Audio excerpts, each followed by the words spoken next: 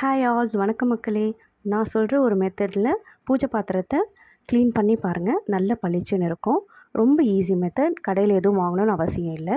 ஒரு கிண்ணத்தில் புளியை நல்லா ஊற வச்சுருங்க.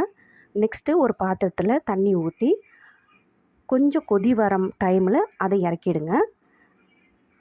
கொதித்த தண்ணியில் அந்த புளியை கரைச்சி அதில் தண்ணியில் ஊற்றிடுங்க. நல்லா கலக்கிடுங்க. கலக்கினதுக்கப்புறம் பூஜை சாமான் எல்லாத்தையும் அதில் போட்டுடுங்க. ஒரு 1/2 hour அப்படியே அதை வச்சுருங்க.